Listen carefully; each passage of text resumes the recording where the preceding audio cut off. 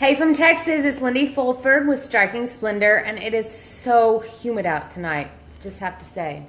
All right, so if you're joining me tonight, I'm going to talk about where we were and where we are at this point. So the first part of this series talked about how Scott and I met. The second part was a lot more about my dad. And now I'm going to walk you through a little bit more to the point to where I was sleeping on the couch. Did not happen very often, but at this point it did. So the question that was at large was Scott really prepared to be an overnight dad? Again, we came as a package. It was Ashlyn and I. She was 4 going on 5 when Scott and I met. She was 5 when we got married. And that was really the biggest thing. I was trying to see if I had something else here. So we prepared for our wedding, and it was fantastic. The guys all went golfing at Star Ranch. My best friend Kim was over. She was curling my hair. I had some of those small little Red Baron pizzas. I don't know if you've ever had those. Of course, I took a bite, burnt the roof of my mouth, because that's inevitable when you have those little pizzas. They're still one of my favorites, but I luckily do not stock them in my house anymore. So everything was perfect. We were getting ready to walk down the aisle. All my bridesmaids were there. They were in these beautiful dresses. They were strapless dresses, had these little shawls that went around them. And about 10 minutes before I was to walk down the aisle, this was an outdoor wedding, mind you, at the Plantation House in Pflugerville. Outdoor wedding, beautiful place, but a cold front blew through. Yes, 10 minutes.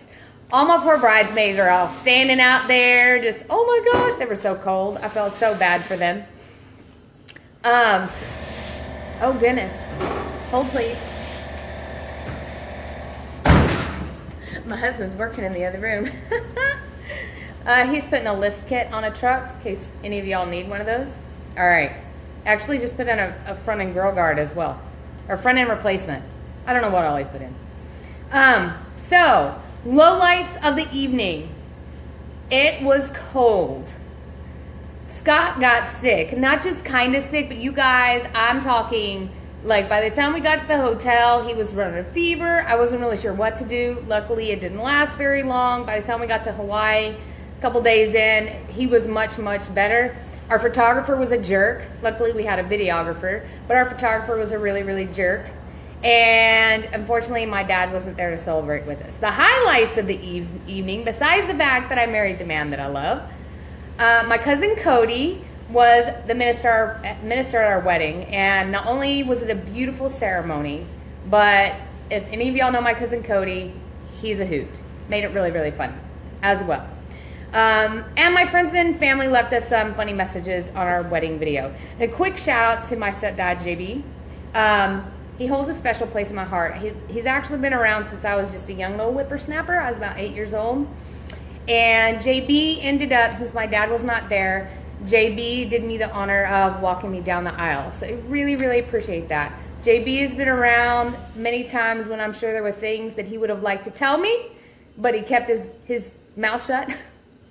But I really, really appreciate JB. So I'm sure that there's a time more that happened. It was kind of a whirlwind. It was beautiful. It was special. Best decision I ever made. Honeymoon was spectacular. And we were at an all-time high. Scott had recently opened his own truck accessory shop, which, by the way, like I said, he's still doing some truck accessory work. He does it on the side now. Not as often as he used to, but we still have some great customers that come back. And I was moving up the ranks in Dell, and so our family was growing. We were happy. It was one of those picture-perfect moments where you just think everything is going to be fantastic forever. But as I've said many times in my last several lives, life gets in the way, and it changes stuff. So we thought nothing could knock us down. But there I was. I was several months pregnant with Tyler. I was mad as hell. And I was sleeping on the couch. The question is, how did we get there, and where would we end up? I know this is a short live, because I'm going to save that for tomorrow on how we got there and how we got through it. This is not the time that we actually went to marriage counseling. This was one of those times that We were able to work it out on our own. So as I've said before, marriage counseling isn't for everybody. Sometimes you don't need it. Sometimes you can figure out how to communicate with one another without actually taking that step to marriage counseling. But I will still say marriage counseling is what saved our marriage down the road. And we will get there within the next couple of lives that I do. I will take us down the road to where we got. But at this particular time, we thought we were happy. Things were going great.